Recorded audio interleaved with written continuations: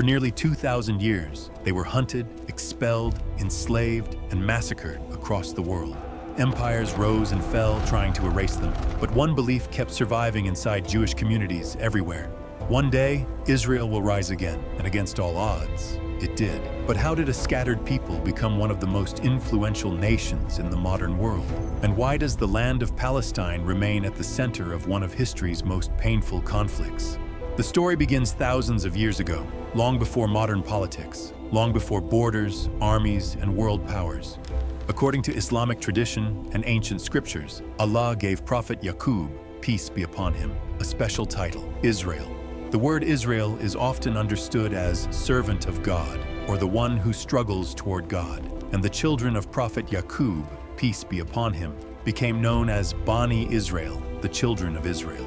From this family line came many great prophets: Prophet Yusuf, peace be upon him; Prophet Musa, peace be upon him; Prophet Dawood, peace be upon him; Prophet Sulaiman, peace be upon him, and many others sent by Allah. This is why Bani Israel hold a major place in both Islamic and Jewish history. Even today, when Jewish people greet each other by saying Shalom Aleichem, it sounds close to the Muslim greeting Assalamu Alaikum. Both greetings carry the same spirit: peace be upon you. Today, Jews are a very small minority in the world. Out of nearly 8 billion people, only around 15 million are Jewish worldwide. Yet despite their small numbers, Jewish communities became highly influential in science, education, medicine, finance, media, and technology.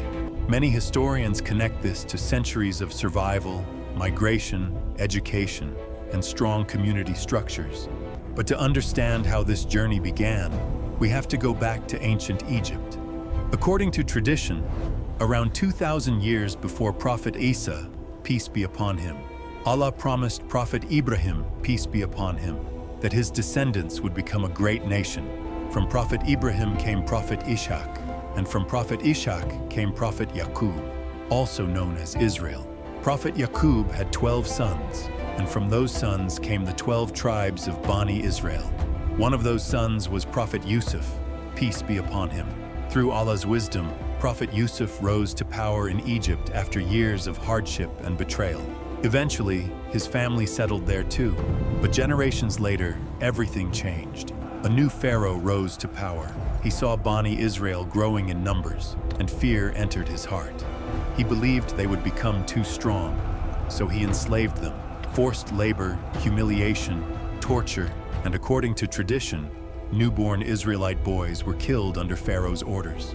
For years, Bani Israel cried for help.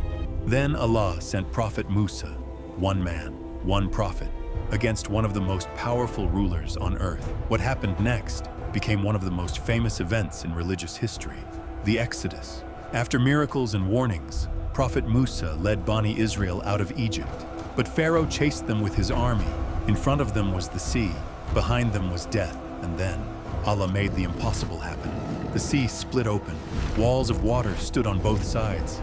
Bani Israel crossed safely, but when Pharaoh entered with his army, the sea closed back in, and the tyrant who once called himself a god drowned helplessly.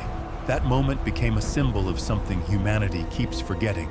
No matter how powerful oppression becomes, Allah is greater. After leaving Egypt, Prophet Musa received divine laws at Mount Sinai. These commandments became central to Jewish belief and identity. Years later, Bani Israel entered the blessed lands of Canaan. Eventually, they established a kingdom, and then came two great prophets and kings, Prophet Dawood and his son, Prophet Sulaiman. Under their rule, Jerusalem became a center of faith and power. According to tradition, Prophet Sulaiman built the first temple in Jerusalem around 960 BCE. For the Israelites, it became their holiest site. But after the death of Prophet Sulaiman, the kingdom split apart. Division weakened them, corruption spread, and prophets repeatedly warned the people to return to Allah. But many ignored those warnings. Then came the Babylonian Empire. Its king, Nebuchadnezzar, attacked Jerusalem. The temple was destroyed. Thousands of Jews were killed or taken into exile. For Bani Israel, it was a catastrophe. But the story did not end there. Years later, the Persian king Cyrus conquered Babylon and allowed the Jews to return and rebuild their temple. This became known as the Second Temple period. Then new empires arrived. Alexander the Great conquered the region. Later came the Romans, and in 70 CE, after major Jewish revolts, the Roman Empire destroyed the Second Temple and scattered Jews across different lands. This became known as the Jewish diaspora. For nearly 2,000 years, Jewish communities lived across Europe, Asia, North Africa, and the Middle East. And everywhere they went, their struggle continued. In some places, they thrived. In others, they suffered deeply. During parts of Muslim-ruled Spain, Muslims, Christians, and Jews lived together and contributed to science, medicine, and philosophy. But later, persecution returned. Jewish families fled from one land to another: Germany, Poland, Russia, and many other regions. Again and again, they faced violence, discrimination, expulsions, and attacks. Yet somehow, they survived. And one dream stayed alive inside many Jewish communities, returning to their ancient homeland. By the late 1800s, a political movement called Zionism began growing among Jews in Europe. One of its major voices was Theodor Herzl. He believed Jews needed their own homeland, where they could live safely without fear of persecution. For many Zionists, that homeland was Palestine, the ancient land connected to Bani Israel. At that time, Palestine was already home to Arab, Muslim, and Christian communities who had lived there for generations. Then history took another dark turn. World War II, Nazi Germany, and Adolf Hitler. Around 6 million Jews were murdered in the Holocaust, one of the worst genocides in human history. Entire families disappeared: children, women, elderly people.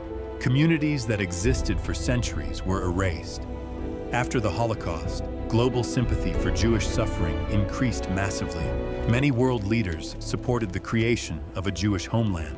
But another problem was already growing. During World War I, Britain had promised Arabs independence after the fall of the Ottoman Empire.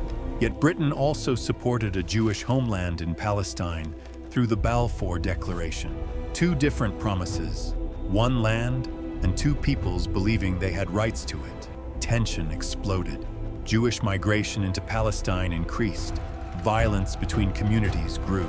Then the United Nations proposed dividing Palestine into separate Jewish and Arab states. Jewish leaders accepted parts of the plan. Many Arab leaders rejected it. War broke out, and in 1948, the State of Israel was officially declared. For Israelis, it became independence. For many Palestinians, it became catastrophe. Hundreds of thousands of Palestinians were displaced from their homes. Families became refugees overnight. Villages disappeared, and a conflict began that still continues today. Since 1948, the region has witnessed multiple wars, military occupations, rocket attacks, bombings, displacement, and endless political tension. Israel became one of the strongest military and technological powers in the region. Today, the country is known for innovation, cybersecurity, startups, research, and global influence. Many international companies opened research centers there. At the same time, millions of Palestinians continue living through hardship, especially in Gaza and the West Bank.